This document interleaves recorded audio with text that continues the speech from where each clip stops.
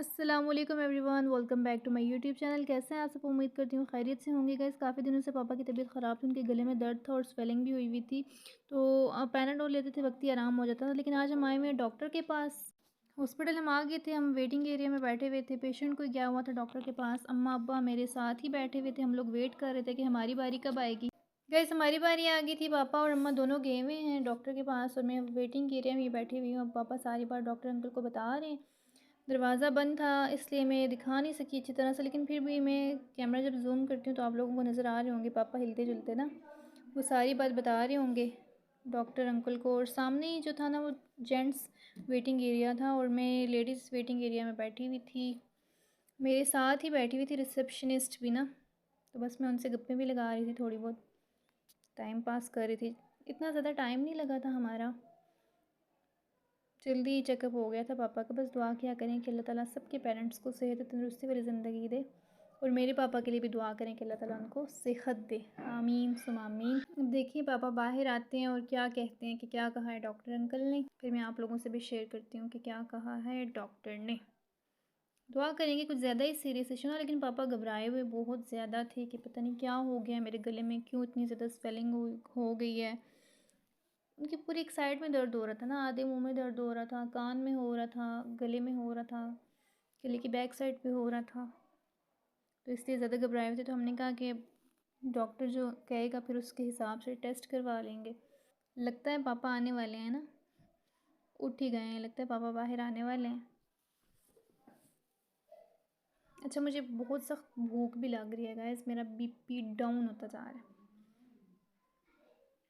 Checkup करा लें तो फिर चलते हैं कुछ खाने की तरफ, जल्दी से बाहर आ जाएं। अब मैं थक गई हूँ बैठ बैठ के।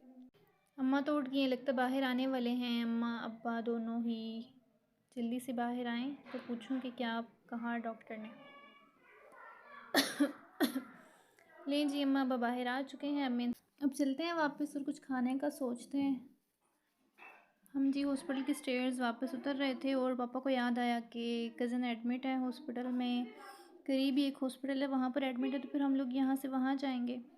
हम लोग वहाँ हॉस्पिटल में कज़न को देखने चले गए थे, इमरजेंसी में थी वो। पापा ने कहा कि अगर आए हुए हैं तो उसको देख के फिर चलते हैं। और कुछ खाने का मैंने बोला तो अम्मा कहती हैं मैं नहीं खाती ना बाहर की चीज़ें, आज दिल नहीं कर रहा।